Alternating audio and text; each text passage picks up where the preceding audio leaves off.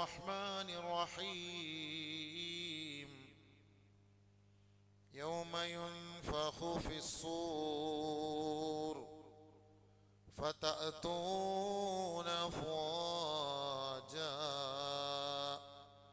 وفتحت السماء فكانت أبوابا وسيرت الجبال فكانت سرابا إن جهنم كانت مرصادا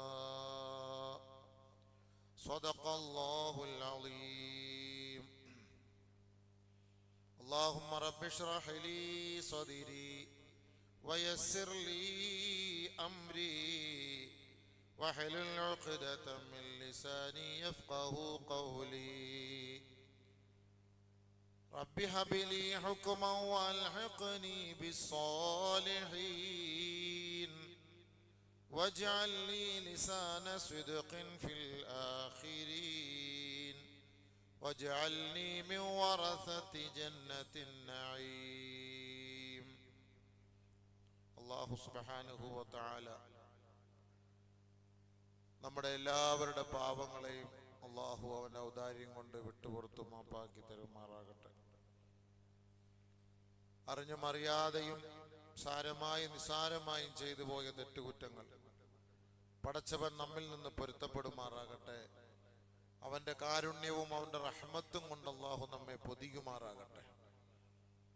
അള്ളാഹുവിനെ ഭയപ്പെട്ട് ജീവിക്കാൻ, രഹസ്യത്തിലും പരസ്യത്തിലും അള്ളാഹുവിനെ സൂക്ഷിക്കാൻ അള്ളാഹു നമുക്ക് തൗഫീഖ് നൽകട്ടെ. നമ്മുടെ രോഗങ്ങളെല്ലാം അള്ളാഹുവേ നീ ശിഫയാക്കണേ പടച്ചവനെ. ശാരീരികമായ, മാനസികമായ, ആന്തരികമായ അവയവങ്ങളിൽ ഒളിഞ്ഞതും തെളിഞ്ഞതുമായ രോഗങ്ങൾ, മരണം വരെ മരുന്ന് കഴിക്കേണ്ട രോഗങ്ങൾ, അള്ളാഹുവേ അതുപോലുള്ള രോഗങ്ങളെ തൊട്ട് നിന്നോട് കാവൽ തേടുന്നു പടച്ചവനെ.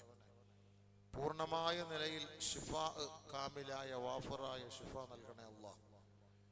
മരണപ്പെട്ടു പോയ ഞങ്ങളുടെ മാതാപിതാക്കൾ, ബന്ധുമിത്രാദികൾ, കൂട്ടുകുടുംബാദികൾ, ഉറ്റവരുടയവർ, ഗുരുനാഥന്മാർ, അള്ളാഹു റബ്ബുൽ ഇസ്സത്ത് അവരുടെ ഖബറുകൾ സന്തോഷം കൊണ്ട് നിറയ്ക്കുമാറാകട്ടെ.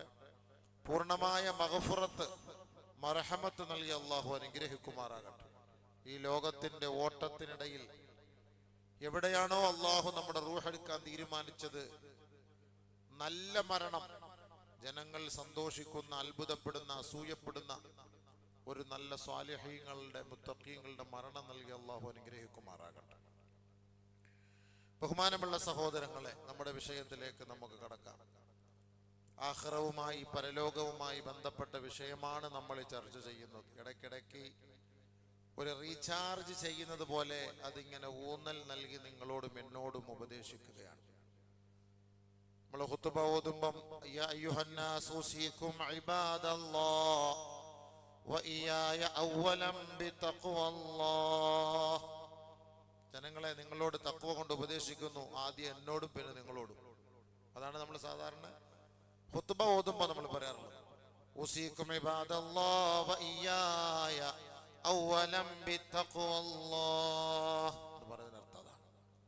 എന്ന് പറയുന്നത് പോലെ നമ്മളെല്ലാവരുടെയും നമ്മുടെ ലക്ഷ്യം സ്വർഗത്തിലെത്തലാണ്. സ്വർഗമാണ് നമ്മുടെ ലക്ഷ്യം. സ്വർഗമാണ് നമ്മളുടെ ലക്ഷ്യമെങ്കിൽ ദയവ് ചെയ്ത് ഈ പറയുന്നത് അള്ളാഹുവിൻ്റെ വാക്കുകളാണ്, തിരുദൂതർ സല്ലല്ലാഹു അലൈഹി വസല്ലമ തങ്ങളുടെ വചനങ്ങളാണ്. സത്യവിശ്വാസികൾ അത് വിശ്വസിച്ച് മനസ്സിലാക്കി പ്രവർത്തിക്കാനും തെറ്റുകൾ തിരുത്താനും തയ്യാറാകണമെന്ന് എന്നോടും നിങ്ങളോട് ഞാൻ ഉപദേശിക്കാം. കാരണം നമുക്ക് ഇതല്ലാതെ വേറെന്ത് പറയാൻ? ഒരാളെ അടിച്ചേൽപ്പിക്കൽ നമ്മുടെ മേൽ നിർബന്ധമില്ല. ഉപദേശങ്ങൾ കേട്ടിട്ട് അതുകൊണ്ട് ഫായിദ ഇല്ല എന്ന് വരുമ്പോൾ സ്വാഭാവികമായിട്ട് നമുക്ക് എല്ലാവർക്കും വിഷമം ഉണ്ടാവും. നമുക്കുണ്ടാവും, നിങ്ങൾക്കും ഉണ്ടാവും സ്വാഭാവികമായിട്ട്. ചിലപ്പോൾ ഇനി നമ്മൾ ഉപദേശിച്ചത് നിങ്ങളുടെ കൽബിലേക്ക് ഇറങ്ങാത്തത് ഒരു പക്ഷേ എൻ്റെ അമല് ശരിയാവാത്തത് കൊണ്ടാകാം. അങ്ങനെ ഉലമാക്കൾ പറയുന്നുണ്ട്. ഞാൻ ഈ പ്രസംഗിച്ചിട്ട് ഒരു പക്ഷേ പ്രവർത്തിക്കാതെ വരുമ്പോൾ പ്രസംഗം കൊണ്ട് ജനങ്ങൾക്ക് ഗുണപ്പെടൂല, അങ്ങനെയുണ്ട്. അള്ളാഹു നന്നാക്കി തരട്ടെ, അള്ളാഹു ഈമാൻ തരട്ടെ, അള്ളാഹു സലാമത്തുൽ ഈമാൻ നൽകി, സലാമത്തുദ്ദീൻ നൽകി അള്ളാഹു അനുഗ്രഹിക്കുമാറാകട്ടെ. അതുകൊണ്ട് പരിശുദ്ധമായ ഖുർആനിലെ ഈ ആയത്തുമായി ബന്ധപ്പെട്ടാണ് നമ്മൾ 10 വിഭാഗം ആളുകളെ നാളെ ഉയർത്തെഴുന്നേൽപ്പിക്കപ്പെടുമ്പോൾ അവരുടെ കോലം മാറ്റപ്പെടും. അതിൽ രണ്ടാമത്തെ വിഭാഗമാണ് നമ്മൾ ചർച്ച ചെയ്യുന്നത്. പന്നിയുടെ കോലത്തിൽ ഉയർത്തപ്പെടുന്ന ഒരു വിഭാഗം. നഊദു ബില്ലാഹ്, അല്ലാഹു എത്ര ഇഷ്ടപ്പെടാത്ത ഒരു ജീവിയാണ് പന്നി.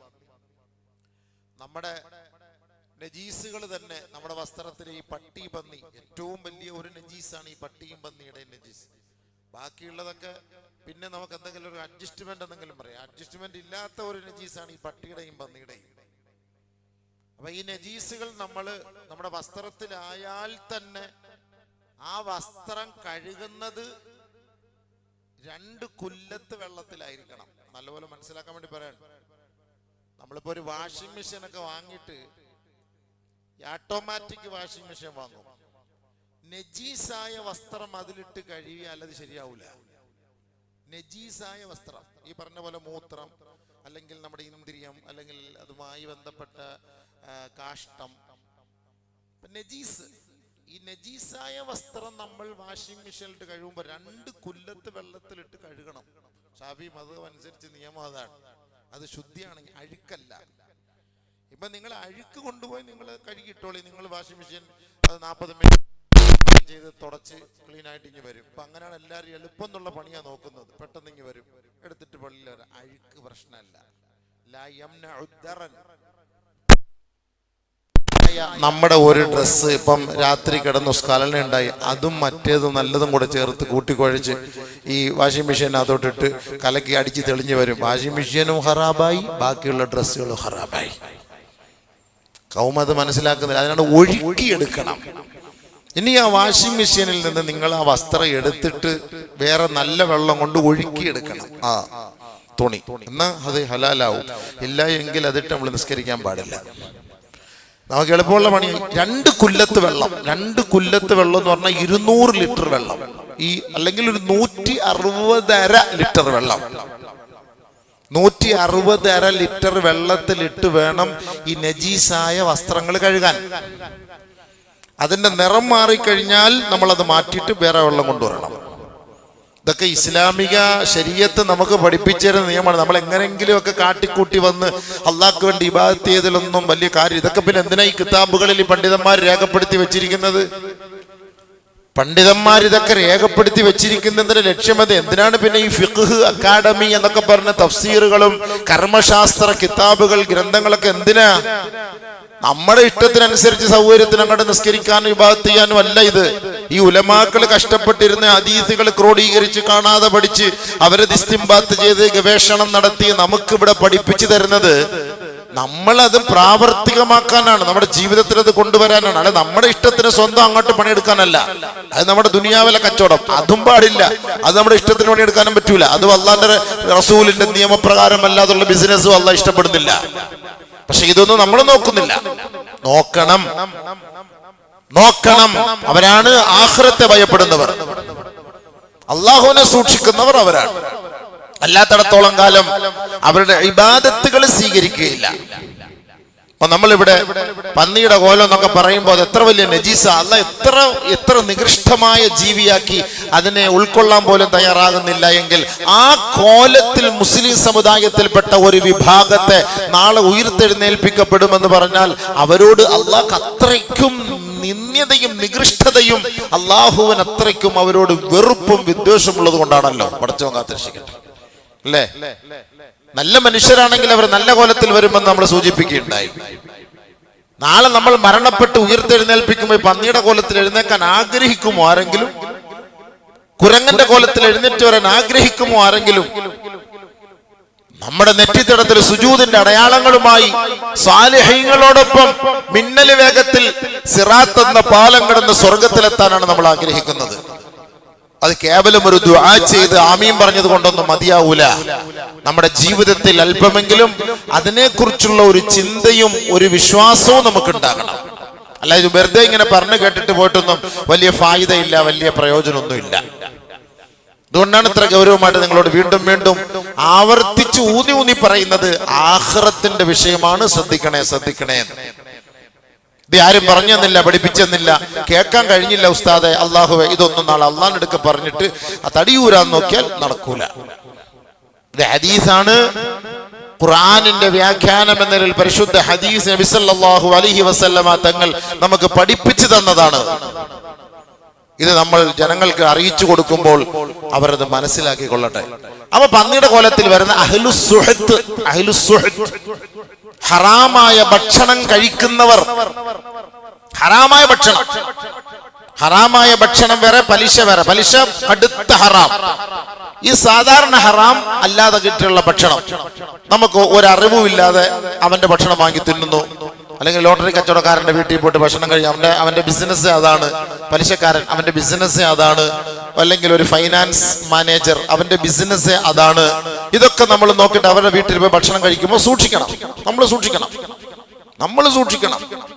അവര് പലതും പറയും, അവർക്ക് വലിയ ന്യായം കാണും. അതൊക്കെ ന്യായമൊക്കെ ദുനിയാവിലാണ്. ആഖിറത്തിൽ ന്യായം കേൾക്കാൻ ആരും ഉണ്ടാവില്ല. മോഷ്ടിക്കപ്പെട്ട പണം, വഞ്ചിച്ചു കൊണ്ടുവന്ന പണം, അടിച്ചു മാറ്റിയ പണം, ഇതൊക്കെ ഹറാമാണ്. ഇതൊക്കെ നമ്മൾ കഴിക്കുന്നത് നമ്മൾ സൂക്ഷിക്കണം. ഇത് കഴിച്ചത് കൊണ്ടുള്ള പ്രശ്നം എന്താ? നമുക്ക് ഇബാദത്ത് അല്ലാഹുവിന്റെ അടുക്കൽ സ്വീകരിക്കൂല. 5 കാര്യം നമ്മൾ പറഞ്ഞു. 5 കാര്യമാണ് ഈ അഹ്ലുസ്സുഹത്ത് ഹറാം കഴിക്കുന്നത് കൊണ്ടുണ്ടാകുന്ന പ്രശ്നങ്ങൾ 5. ഒന്ന് മഹഖുൽ ബറക്കത്ത്, ബർക്കത്ത് അല്ലാഹു എടുത്തു മാറ്റും. അൽ മഖ്സൂദു ബിർറിസ്ഖി മാ ഖല്ല വഖഫ. എന്താണ് ബർക്കത്ത്? അൽ മഖ്സൂദു ബിർറിസ്ഖി മാ ഖല്ല വഖഫ ഫഇന്ന മാ ഖല്ല വഖഫ ഖൈറും മിമ്മാ കസുറ വഅൽഹാ. നിനക്ക് കിട്ടുന്ന റിസ്ക് കൊണ്ട് നീ തൃപ്തിപ്പെട്, അതിലാണ് ബർക്കത്ത്.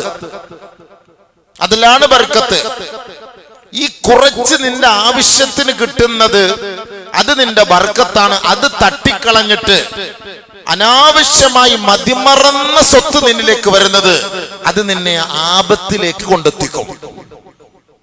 അതുകൊണ്ടാണ് അൽ മഖ്സൂദു ബിർറിസ്ഖി മാ ഖല്ല വഖഫ ഫഇന്ന മാ ഖല്ല വഖഫ, ഉള്ളത് കൊണ്ട് തൃപ്തിപ്പെടുക എന്നുള്ളത് ഖൈറും മിമ്മാ കസുറ വഅൽഹ. മതിമറന്ന സമ്പത്ത് വന്ന് കൂടുന്നതിനേക്കാൾ നിനക്ക് ഉത്തമം അതാണ്. കമാ ഖല റസൂലുള്ളാഹി. നമ്മൾ ചിന്തിച്ചാൽ മതി ഹബീബേ, നമ്മൾ ചിന്തിച്ചാൽ മതി. മൻ അസ്ബഹ മിൻകും ആമിനൻ ഫീ സിർബിഹി മുആഫൻ ഫീ ജസദിഹി ഇൻദഹു ഖൂതു യൗമിഹി ഫകഅന്നമാ ഹൈസത് ലഹു ദുനിയ. കഴിഞ്ഞ ആഴ്ച ഞാൻ പറഞ്ഞു നമുക്ക് വേണ്ടത് 3 കാര്യം. ഒന്ന്, ഒരു കുടുംബത്തിൽ സംരക്ഷണം, സുരക്ഷിതത്വം. മുആഫൻ ഫീ ജസദിഹി, ശരീരത്തിന് ആരോഗ്യം. ഈ പറയപ്പെട്ട മാരക രോഗങ്ങളോ ഭീമമായ തുക ചെലവ് വരുന്ന അസുഖങ്ങളോ മറ്റു കാര്യങ്ങളോ ഒന്നുമില്ല. ഇൻദഹു ഖൂതു യൗമിഹി, അന്നന്ന് കാര്യങ്ങൾ നടന്നു പോകാനുള്ള റിസ്ക് അല്ലാഹു തരുന്നുണ്ട്. അൽഹംദുലില്ലാ. ഈ 3 കാര്യം ഒരാൾക്ക് കിട്ടിയാൽ ഫകഅന്നമാ ഹൈസത് ലഹു ദുനിയ, ദുനിയാവ് ലഭിച്ചതിനേക്കാൾ, ദുനിയാവ് മൊത്തവും ലഭിച്ചതിനേക്കാൾ അവന് ശ്രേഷ്ഠ അതാണ്. ഇതിനു വേണ്ടിയാണ് മനുഷ്യന്റെ ഈ മരണപ്പാച്ചില്. സമാധാനം കുടുംബത്തിൽ കിട്ടണം, ആരോഗ്യം കിട്ടണം, അന്നന്ന് കാര്യങ്ങൾ മുടങ്ങിപ്പോകാതെ നടന്നു കിട്ടണം. കുട്ടികളുടെ കാര്യം, സ്കൂൾ വിദ്യാഭ്യാസം, വീട്ടിന്റെ കാര്യങ്ങള്, അന്നന്ന് ചെലവുകള്, ഇതൊക്കെ നടന്നു പോകണം. ഇതാണ് ഒരു മനുഷ്യന്റെ ആഗ്രഹം. അതിനുള്ള റിസ്ക് അവൻ അള്ളാഹു നൽകിയിട്ടുണ്ടെങ്കിൽ അതിലാണ് ബർക്കത്ത് എന്ന് നബിയുനാ റസൂലുള്ളാഹി. അതല്ലാതെ അമിതമായ സമ്പത്ത് ഒരാൾക്ക് കിട്ടിയാൽ, അലി റളിയല്ലാഹു തആല പറഞ്ഞൊരു വാക്കുണ്ട്, സമ്പന്നന്മാരെ അപേക്ഷിച്ചിടത്തോളം 3 പ്രശ്നങ്ങളാണ്. ഒന്ന്, ഹമ്മുൽ ലാസിമുൻ, നിരന്തര ടെൻഷൻ, നിരന്തരം പ്രശ്നമാണ്. സമ്പത്ത് ഉള്ളവര്, ഇല്ലാത്തവനെ കുറിച്ച് എനിക്ക് വലിയ ഒന്നും അറിയേണ്ട കാര്യമില്ല. 29-ാം തീയതി ആകുമ്പോ അത്രയും പേർക്ക് ഇത് കൊടുക്കണം, ശമ്പളം കൊടുക്കണം, അത് കൊടുക്കണം, അവിടെ ഇതൊന്നുമില്ല. ഈ സമ്പന്നന്മാരെ അപേക്ഷിച്ചുള്ള ഹമ്മുൽ ലാസിമുൻ, ഭയങ്കരമായ നിർബന്ധമായ നിലയിൽ അവരെ അലട്ടിക്കൊണ്ടിരിക്കുന്ന പ്രശ്നം. ഒന്ന്, തഅബുൻ ദായിമുൻ, നിരന്തര ക്ഷീണം, നിരന്തര ടെൻഷൻ എന്ന് വേണമെങ്കിൽ പറയാം. ഹസ്രത്തുൻ, മൂന്നാമത് ലാ തൻഖളി, വിട്ടുമാറാത്ത നഷ്ടം. ഈ പണം എടുത്ത് 1 കോടി എടുത്ത് കടവെടുത്ത്, അല്ലെങ്കിൽ 50 ലക്ഷം കടവെടുത്ത്, ഇത് ഇനി ഒരിക്കലും ഇത് അടച്ചു തീർക്കാൻ പറ്റാത്ത നിലയിലുള്ള ടെൻഷനാണ്. പിന്നെ അതിൽ നിന്ന് വീണ്ടും കൂടി ഇങ്ങനെ കൂടി ഇങ്ങനെ പോവാണ് സംഭവം. ഈ 3 കാര്യങ്ങളാണ് സമ്പന്നരെ അപേക്ഷിച്ചിടത്തോളം അവർക്കുണ്ടാകുന്ന പ്രശ്നമെന്ന് അലി റളിയല്ലാഹു തആല അൻഹു പറഞ്ഞു. അപ്പൊ അള്ളാഹു റിസ്ക് ഇഷ്ടപ്പെട്ടും കൊടുക്കും, അള്ളാഹു റിസ്ക് ഇഷ്ടപ്പെടാതെയും കൊടുക്കും. റിസ്ക് എല്ലാവർക്കും അല്ലാഹു കൊടുക്കും. വമാ മിൻ ദാബത്തിൻ ഫിൽ അർദ് ഇല്ലാ അലല്ലാഹി റിസ്ഖുഹാ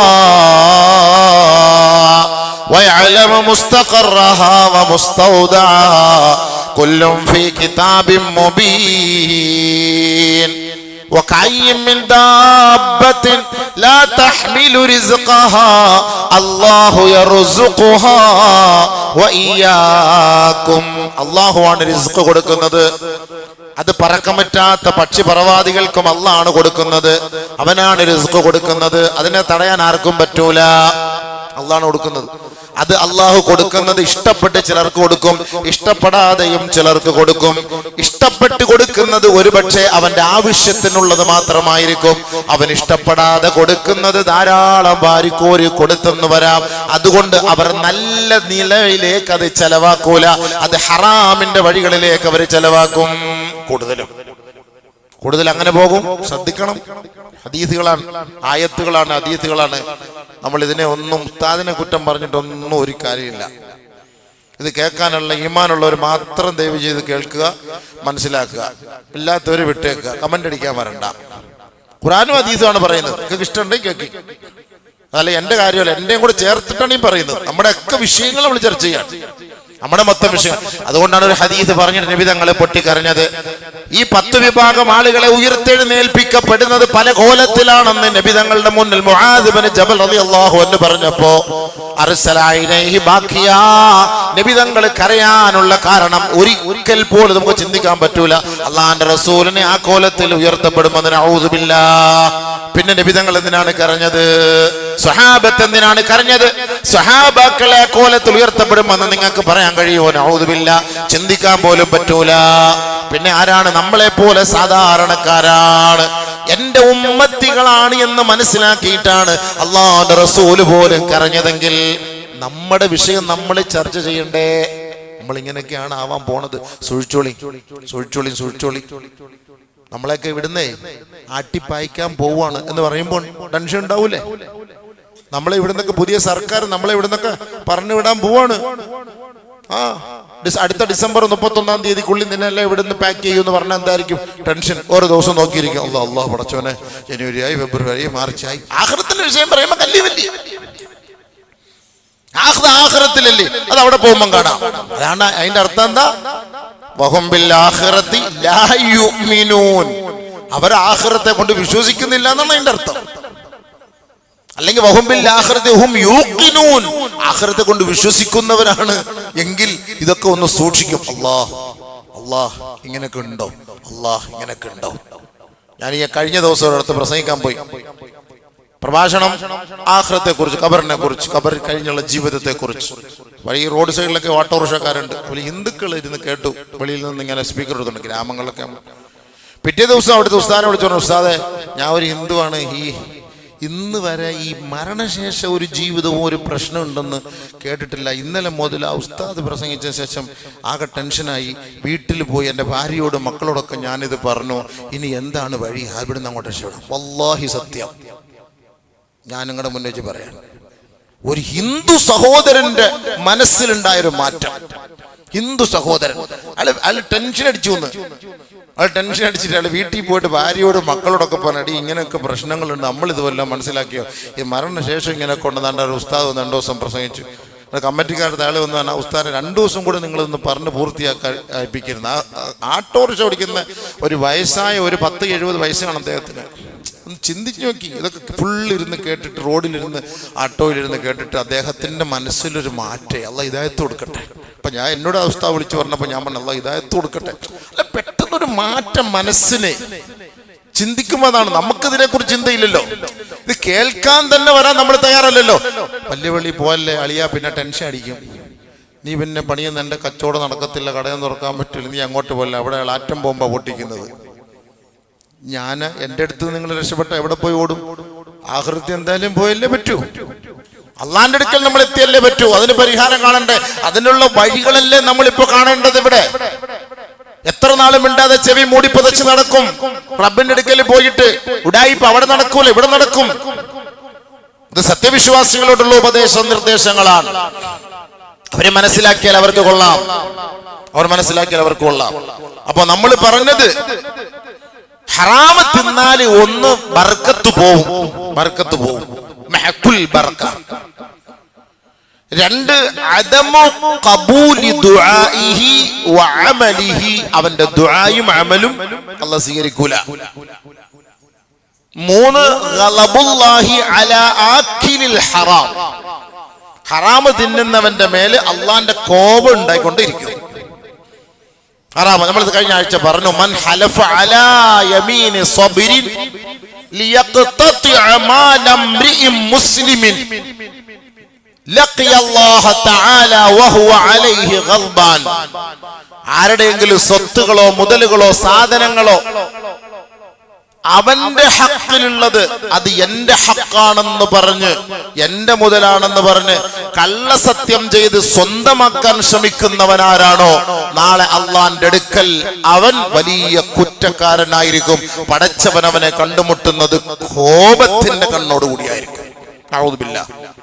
ഇന്നല്ലദീന യശ്തറൂന ബിഅഹ്ദില്ലാഹി വഅയ്മാനിഹിം സമനൻ ഖലീലാ ഉലൈക ലാ ഖലാഖ ലഹും ഫിൽ ആഖിറ ഉലൈക ലാ ഖലാഖ ലഹും ഫിൽ ആഖിറ.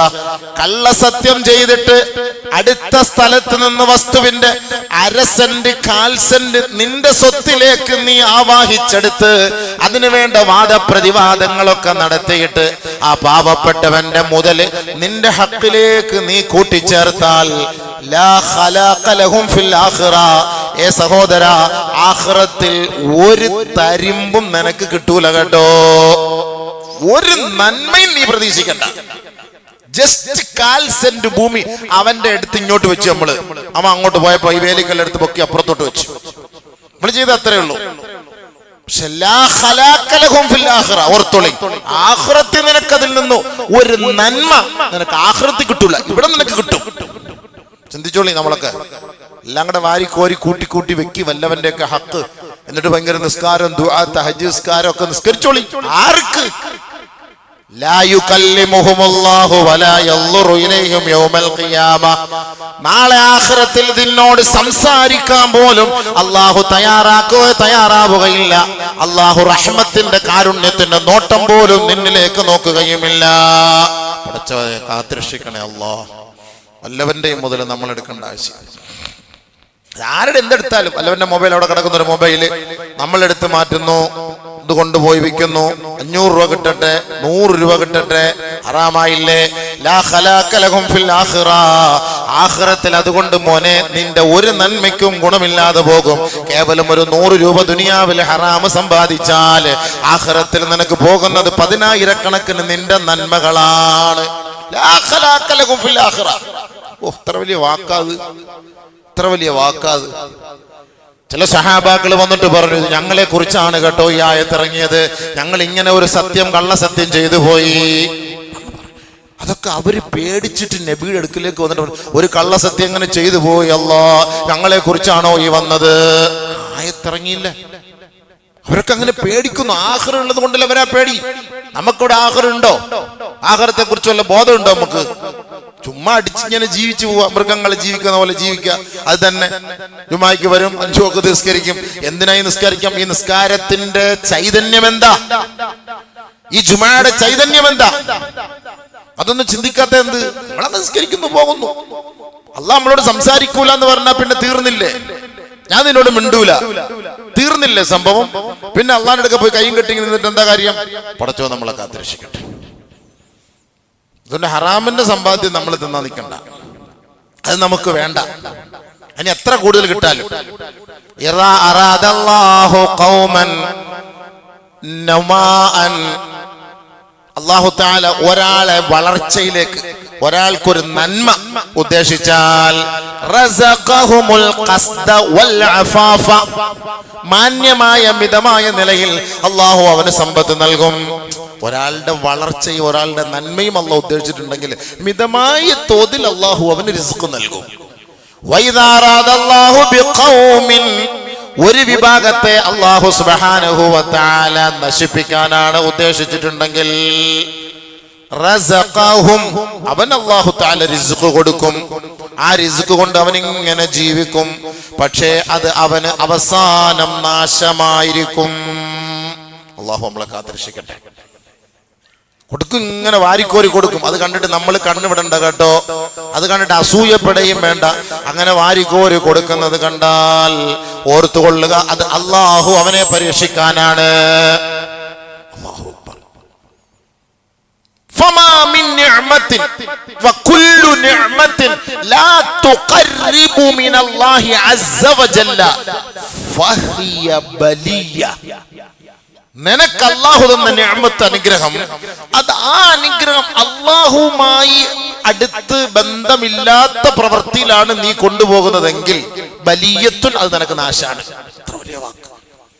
കുല്ലു നിഅമത്ത്, നീ വലിയ സമ്പന്നനായിരിക്കും, ഈ സമ്പത്ത് നീ അല്ലാഹു ഉദ്ദേശിച്ച വഴിയിലല്ലാതെയാണ് നീ പണം ചെലവാക്കുന്നതെങ്കിൽ മോനെ അത് നിനക്ക് പരീക്ഷണാണ്. നബിയുടെ വാക്കാണ്. കമാ ഖല സല്ലല്ലാഹു അലൈഹി വസല്ലം ഫഹുവ ബലിയ. പണം കയ്യിൽ കിട്ടുമ്പോൾ എന്ത് തോന്നിയോ നമുക്ക് ചെയ്യാമല്ലോ, എന്തും ചെയ്യാം. ആര് ചോദിക്കാൻ? എന്തെങ്കിലും ന്യായം പറയുന്നവനെ കുറ്റം പറയും. പറഞ്ഞോ, അള്ളാന്റെ റസൂലിന്റെ വാക്കാണ് കേട്ടോ. മോനെ, നിനക്ക് ആ പണം തരുന്നത് എന്തിനാണെന്നറിയോ?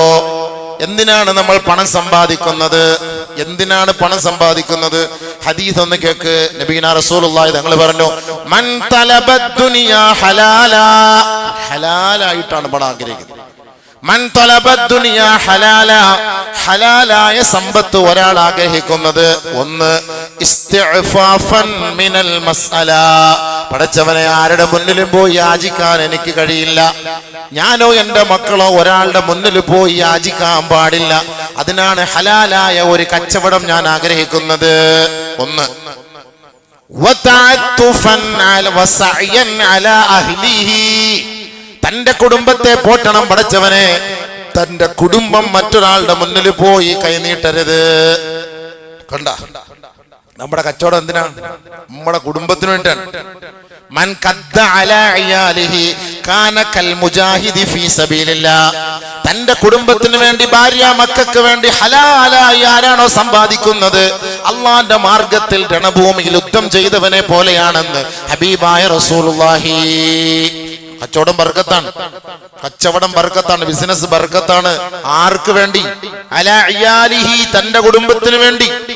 തന്റെ കുടുംബം പട്ടിണിയിലാകരുത്, തന്റെ കുടുംബം മറ്റൊരാളുടെ മുന്നിൽ പോയി യാചിക്കരുത്. അതിനു വേണ്ടിയിട്ട് ഞാൻ കഷ്ടപ്പെടുന്നുവെങ്കിൽ കാനക്കൽ മുജാഹിദി ഫീ സബീലില്ലാഹ്. ഇത് മറ്റൊരു ഹദീസ്. മൂന്നാമത് എന്തിനാണ് നമ്മൾ ബിസിനസ് ചെയ്യുന്നത്, കച്ചവടം ചെയ്യുന്നത്? വതഅത്തുഫൻ അലാ ജാരിഹി, നമ്മുടെ സമ്പത്ത് കൊണ്ട് അയൽവക്കക്കാർക്ക് ഗുണമുണ്ടാവണം, നമ്മുടെ സമ്പത്ത് കൊണ്ട് നാട്ടുകാർക്ക് ഗുണമുണ്ടാകണം. ദോഷമല്ല, ചിന്തിക്കണം, ഗുണമുണ്ടാകണം.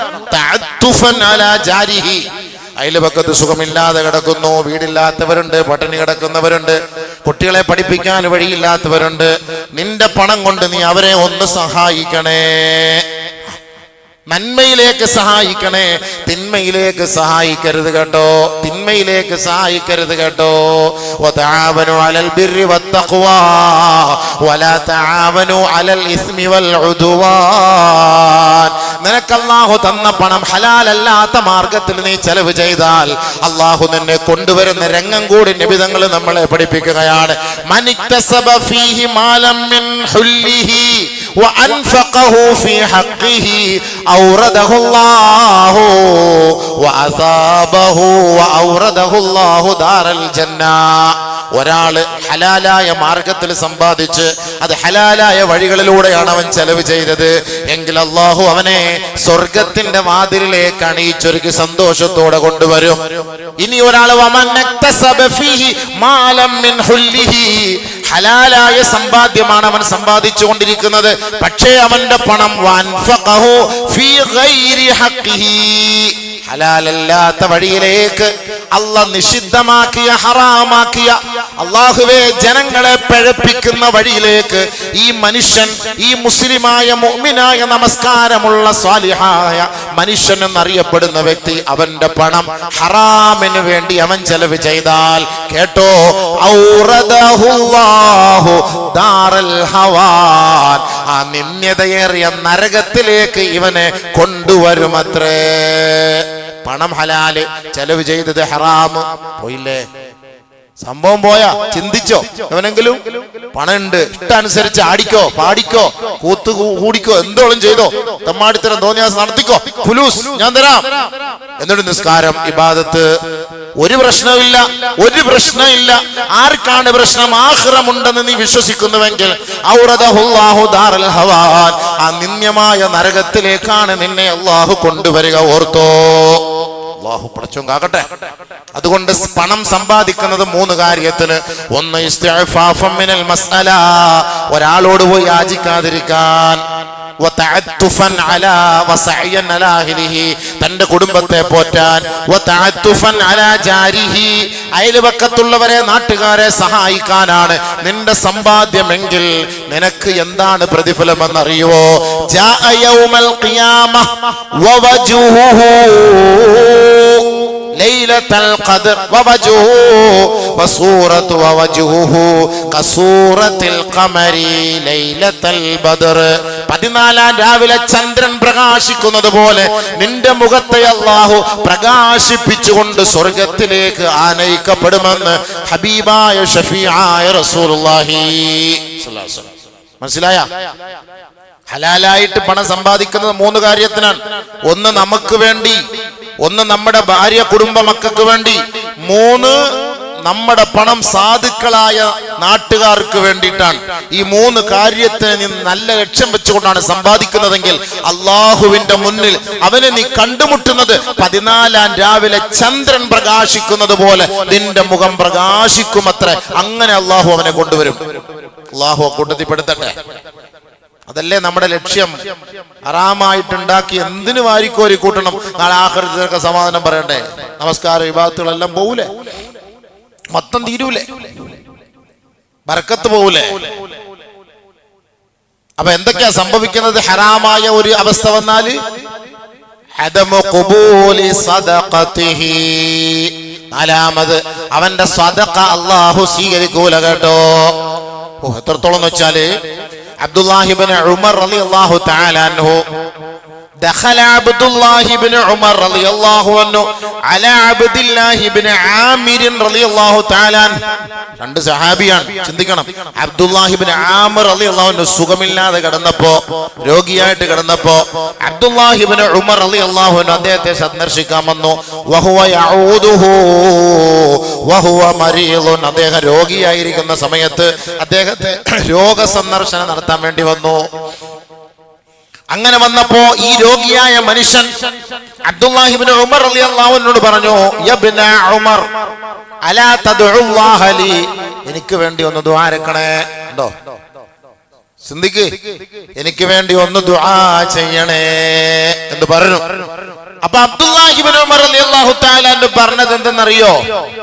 ഓടി അങ്ങോട്ട് ഒരു ദുആ അല്ല ചെയ്തത്.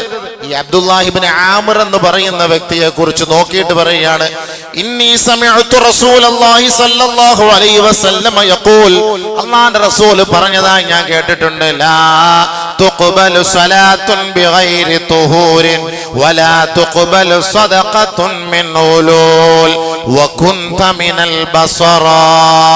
അല്ലാഹ് എന്താ പറഞ്ഞ വാക്ക്? സുഖമില്ലാതെ കിടന്ന ആളെ ദ്വാരക്കം വന്നപ്പോ, സുഖമില്ലാതെ കിടക്കുന്ന ആളും തട്ടി ഉണത്ത് അടുത്ത് ഉറങ്ങിയിരിക്കുന്നവരൊക്കെ ഉറക്കാൻ വിടല്ലേ? അടുത്തിരിക്കുന്നവരുടെ ബാധ്യത. എന്ത് ഉറക്കം? രാത്രി ഉറക്കമില്ലേ? ഉറങ്ങാതെ കുത്തിയിരുന്ന് ഇതൊക്കെ പറഞ്ഞു ഉറങ്ങിയിട്ട് എവിടെ പോകാനാ? ഇതൊക്കെ കേൾക്കണ്ടേ? ഇനി ഏത് കാലത്ത് പോയി കേൾക്കാനാ? ലോകം അസ്തമിക്കാൻ പോകുന്നു. ഉറക്കം തന്നെ. ദുനിയാവിലെ ഉറക്കം. ഖബറിൽ പോയി കിടന്ന് ഉറങ്ങണ്ടേ? എന്താ ഉറക്കം ഇത്? ഒരു തലങ്ങണിയും വെച്ചിട്ടുണ്ടായിരുന്ന റാത്ത് വരുന്ന ഏസിയാദ്യമായിക്ക് ഉറക്കാണ്. ഒന്ന് മനസ്സിലാക്കിയത്. ദുആ സ്വീകരിക്കും, ദുആ ചെയ്യാൻ സുഖമില്ലാതെ കിടക്കാണ് അബ്ദുല്ലാഹി ഇബ്നു ആമിർ റളിയല്ലാഹു അൻഹു. ഇതെല്ലാം കേട്ട ഉറക്കം വരും. അല്ല മണിയറ രഹസ്യം വല്ലതും പറഞ്ഞിരുന്നെങ്കിൽ ഹദീസ് ഓതി പറഞ്ഞ അല്ല സുഖ ഉറക്ക ഉസ്താദ് 2:30 ജുമ നടത്തിയാലും മതി. അമ്മക്കിടങ്ങേറാവുന്ന കേസ് കേട്ടൊന്നും പറയാതിരുന്ന ഇത് നമുക്കിടങ്ങേറുള്ള രഹസ്യ കാര്യങ്ങൾ പറഞ്ഞാലേ അമ്മക്ക് ഇത് അങ്ങോട്ട് ഉൾക്കൊള്ളാൻ പറ്റുന്നില്ല ഉസ്താദെ. പറ്റണ്ട, ഞാൻ പറഞ്ഞേക്കാം. ഞാൻ പറഞ്ഞിട്ട് നാളെ അള്ളാന്റെ പറ അല്ലാ ഞാൻ പറഞ്ഞാണ്ട് ഈ ക്യാമറ ഒക്കെ സാക്ഷിയാണ്. ഞാൻ പറഞ്ഞു കഴിഞ്ഞു. നീ സ്വീകരിക്കുന്നോ ഇല്ലയോ അത് ഹല്ലിയവല്ലേ, അത് നമ്മുടെ ഉത്തരവാദിത്തത്തിൽപ്പെട്ടതല്ല. ആരെ അടിച്ചേൽപ്പിക്കല്ല. എന്തുകൊണ്ട് പറഞ്ഞില്ല എന്നാളെ ചോദ്യം ഞങ്ങളോട് ഉണ്ടാവും. അപ്പം അതിന് മറുപടി വേണം. അതിനാണ് ഉണർത്തത്. എന്താ സുഖം ഉറങ്ങാല്ലേ. ഇത് കഴിഞ്ഞ ഉടനെ അങ്ങോട്ട് ഇറങ്ങിയ ഉറക്കമില്ല, ഊടുമില്ല, ഒന്നുമില്ല. തീറ്റി കൂടിയ ചാട്ടം കറക്കം തന്നെ രാത്രി 12:30 വരെ. ഈ ചങ്ങാതിമാരൊന്നും ഉറങ്ങൂല. ഈ ഒരു 10 മിനിറ്റ് സമയം കിട്ടിയ ടൈമാണ്, നമുക്കത് മാക്സിമം ഉപയോഗപ്പെടുത്താം എന്നൊന്നും വിചാരിച്ചിട്ടില്ല. എന്നിട്ട് പിന്നെ നോക്കുക എന്താണ് ആ ഉസ്താദ് ലാസ്റ്റ് പെട്ട ഹദീസ് വന്നപ്പോ ഞാൻ ഉറങ്ങിപ്പോയി. എന്താ അത് സംഭവം ഒന്നുകൂടെ കേട്ടോ. അതുകൊണ്ടാ പറഞ്ഞത്. അബ്ദുല്ലാഹിബ്നു ആമിർ റളിയല്ലാഹു അൻഹു സുഖമില്ലാതെ കിടന്നു.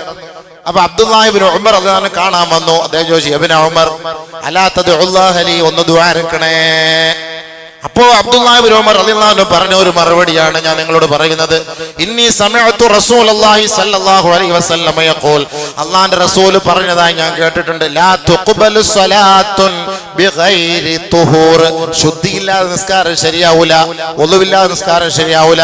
വലാ തുഖ്ബലു സദഖത്തുൻ മിൻ ഗുലൂൽ, വഞ്ചിക്കപ്പെട്ട പണം കൊണ്ട് സദഖ ചെയ്താൽ, ഹറാമായി സമ്പാദിച്ച പണം കൊണ്ട് സദഖ ചെയ്താൽ, ശുബ്ഹത്ത് നമുക്കെന്തോ സംശയാസ്പദമായ പണമാണ് നമ്മുടെ കയ്യിലുള്ളത്, അത് കൊടുത്ത് നിങ്ങൾ സദഖ ചെയ്താൽ ലാ തുഖ്ബലു സദഖത്തുൻ മിൻ ഗുലൂൽ, ആ സദഖ അല്ലാഹു സ്വീകരിക്കുകയില്ല. ഇത് പറഞ്ഞിട്ട് അബ്ദുല്ലാഹിബ്നു ഉമർ റളിയല്ലാഹു അൻഹു ഇദ്ദേഹത്തോട് പറഞ്ഞു, വകുന്ത വാലിയം മിനൽ ബസറ, നിങ്ങൾ ബസറയുടെ ഭരണാധികാരിയായിരുന്നില്ലേ. തഅഖബത തഅല്ലഖത മിൻ ഹുഖൂഖില്ലാഹി വ ഹുഖൂഖിൽ ഇബാദ്, അള്ളാഹുവിന്റെയും ജനങ്ങളുടെയും ഒരുപാട് ബാധ്യതകൾ നിങ്ങളുടെ തലയിലായിരുന്നു. ഒരുപക്ഷെ നിങ്ങളുടെ സമ്പത്തിൽ ആ ജനങ്ങളുടെ സമ്പത്തിന്റെ അംശമെങ്ങാനും പെട്ടുപോയാൽ നിങ്ങൾക്ക് വേണ്ടി ദുആ ചെയ്യൽ പോലും ഞങ്ങളുടെ മേൽ ഹറാമാണ്. അല്ലാഹ്, ഭരണാധികാരിക്ക് ദുആ ഇറക്കാൻ പറ്റൂല നമ്മളെ കൊണ്ട്. അധികാരത്തിന് വേണ്ടി ഇവിടെ അടിമഴക്കുവാണ്, ഒന്ന് കിട്ടാൻ വേണ്ടിട്ട്. എന്താ ഈ പറഞ്ഞ വാക്ക്? ഒരു മെമ്പറാകാൻ വേണ്ടി, ഒരു വാർഡ് മെമ്പറാകാൻ വേണ്ടി എന്താ രസം, ഇൻട്രസ്റ്റ്, ടേസ്റ്റ്. ബഹുമാനപ്പെട്ട അബ്ദുല്ലാഹിബ്നു ഉമർ റളിയല്ലാഹു പറഞ്ഞ വാക്കാണ്. നിങ്ങൾ ആരായിരുന്നു? ബസറയിലെ ഭരണാധികാരിയായിരുന്നില്ലേ? ജനങ്ങളുടെയും അള്ളാന്റെ ഒക്കെ സമ്പത്ത്, ഹക്കുകൾ നിങ്ങളുടെ കൈകളിലാണ്. നിങ്ങളാണ് അത് യഥേഷ്ടം അത് കൈകാര്യം ചെയ്യുന്നത്. ഒരുപക്ഷെ ആ ചെയ്തതിൽ വല്ല ന്യൂനതകൾ ഉണ്ടായിരുന്നെങ്കിൽ ഞങ്ങൾ നിങ്ങൾക്ക് ദ്വാരക്കാൻ പറ്റൂല, സ്വീകരിക്കൂല. അങ്ങനെ ചെയ്താലും സ്വീകരിക്കൂല. തറ സൂക്ഷ്മത, തറ സൂക്ഷ്മത.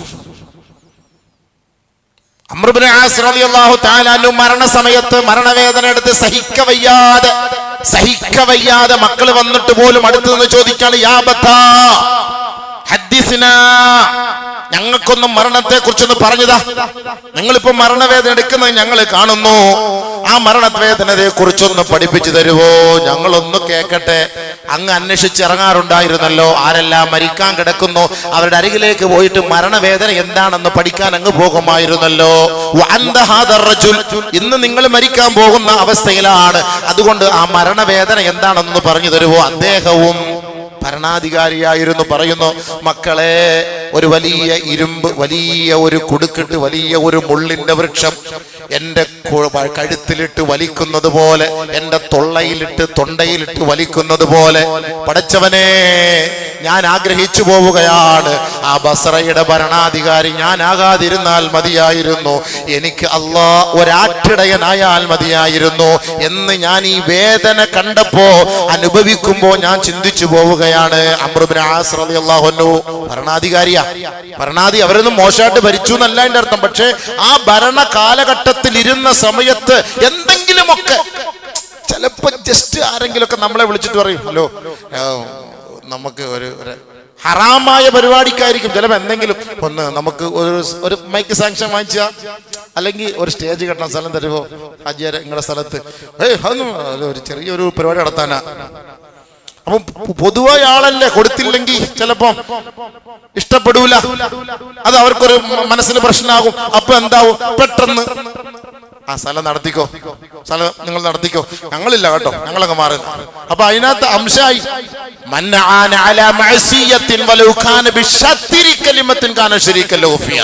ജസ്റ്റ് ഒരു വാക്കുകൊണ്ട് ഒരു തെറ്റിലേക്ക് ഒരാൾ സഹായിച്ചാൽ അവൻ ആ തെറ്റ് ചെയ്തവനെ പോലെയാണ് നബിയുന റസൂലുള്ളാഹി. അതാണ് അതിന്റെ അർത്ഥം. നമ്മളൊന്നും ചെയ്യണ്ട, ജസ്റ്റ് ഒരു വാക്ക്. അപ്പൊ ഇവര് പറഞ്ഞതാണ്, നിങ്ങളിപ്പോ ഈ ഭരണാധികാരിയായിരിക്കാം, നിങ്ങളൊന്നും ചെയ്തിട്ടുണ്ടാവൂല, ചിലപ്പോ എന്തെങ്കിലുമൊക്കെ ആരെങ്കിലുമൊക്കെ ഹലാലല്ലാത്തൊരു കാര്യത്തിന് ജസ്റ്റ് നമ്മുടെ ഒരാളാ ഒന്ന് അഡ്ജസ്റ്റ് ചെയ്ത് ഒന്ന് കയറ്റി വിട്ടേക്കണേ, അല്ലെങ്കിൽ ഒന്ന് ഇറക്കി വിട്ടേക്കണേ, എന്തെങ്കിലും ഒന്ന് പറയുമ്പോ ഇയാളെ ഓർത്ത് നമ്മൾ ഓക്കെ പറഞ്ഞു പോകും. അപ്പൊ ഒരു തെറ്റിന് നമ്മൾ കൂട്ടുനിന്ന് പോകും. അപ്പൊ എന്തായി സംഭവം? കൊടുക്കിട്ട് പിടിക്കും, റൂഹ് പിടിക്കുന്ന സമയത്ത് എടാ നീ സപ്പോർട്ട് ചെയ്ത് അല്ലേടാ അതെ അല്ല. അങ്ങനെ അംർ ഇബ്നു ആസ് റളിയല്ലാഹു അൻഹുവിന്റെ വാക്ക് ഹദീസിലുണ്ട്, എന്റെ ഉച്ചി മുതൽ ഉള്ളംകാല് വരെ എനിക്ക് സഹിക്കാൻ കഴിയുന്നില്ല, ഞാനൊരു ആട്ടിടയനായാൽ മതിയായിരുന്നു, ഈ അധികാരത്തിന്റെ സോപാനത്തിൽ കയറിയിരുന്നതാണ് ഞാൻ ഈ വേദന അനുഭവിക്കുന്നത് എന്ന് അംർ ഇബ്നു ആസ് റളിയല്ലാഹു അൻഹു. അതുകൊണ്ട് ദുആ പോലും അവർക്ക് ചെയ്യാൻ സഹാബാക്കൾ തയ്യാറല്ല. കാരണം നിനക്ക് വേണ്ടി ദുആ എന്നാല് ഒരുപക്ഷെ നിന്റെ ഭാഗത്ത് നിന്ന് വല്ല അപാകതകൾ സംഭവിച്ചിട്ടുണ്ടെങ്കിൽ കള്ളന്മാർക്ക് വേണ്ടി ദുആ ചെയ്തതിന്റെ പേരിൽ ഞാൻ അള്ളാന്റെ കോടതിയിൽ പിടിക്കപ്പെടും. എത്ര വലിയ വാക്കാണ്. ദുആ പോലും ചെയ്യാൻ പറ്റൂല. ഇതാണ് അവസ്ഥ. ഹറാമ് തിന്നുമ്പോ അള്ളാഹു നമ്മളെ കാത്തിരക്ഷിക്കട്ടെ. അള്ളാഹു നമ്മളെ കാത്തിരക്ഷിക്കട്ടെ. അപ്പൊ മൂന്നാമത്തെ വിഭാഗം മുനക്കസൂൻ വബഅദുഹും മുനക്കസൂൻ റൂസുഹും വഅലാഹും അർജുലുഹും വറൂസുഹും വവുജൂഹും യുസ്ഹബൂൻ. കാൽ രണ്ട് മുകളിലാണ്, തല താഴെയാണ്, തല കീഴെ കാല് മേലെ.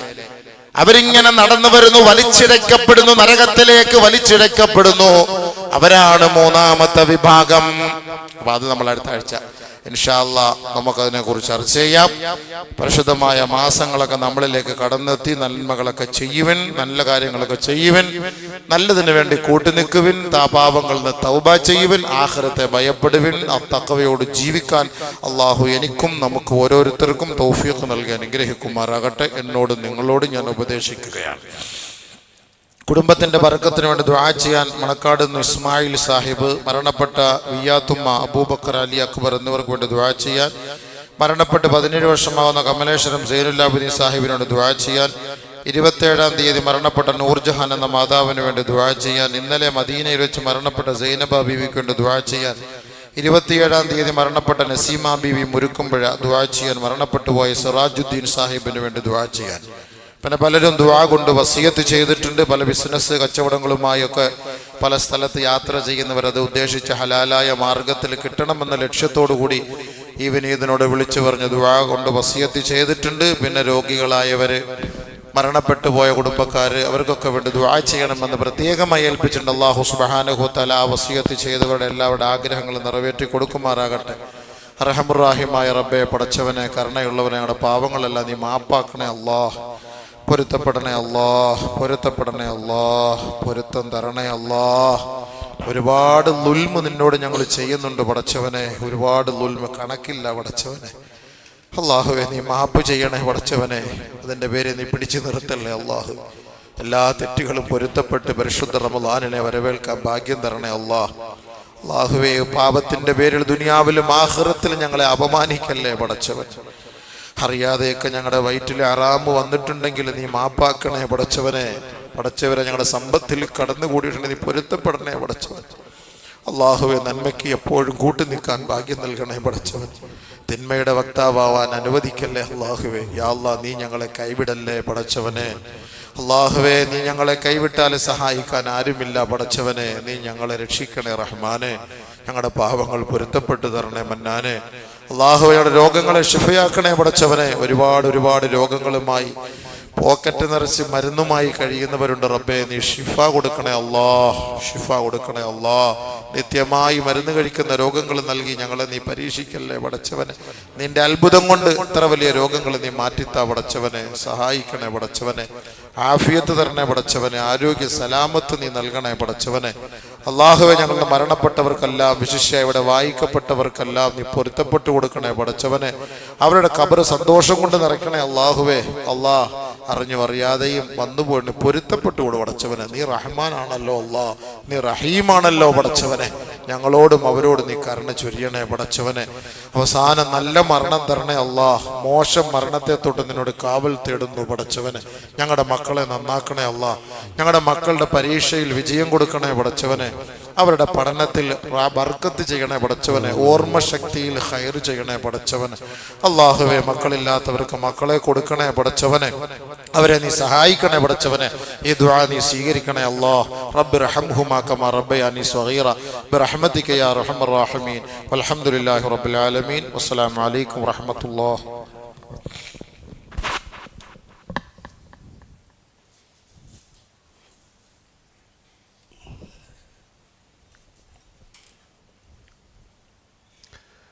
അസ്സലാമു അലൈക്കും വറഹ്മത്തുള്ളാഹി തആല വബറകാതുഹു. അല്ലാഹുമ്മ സ്വല്ലി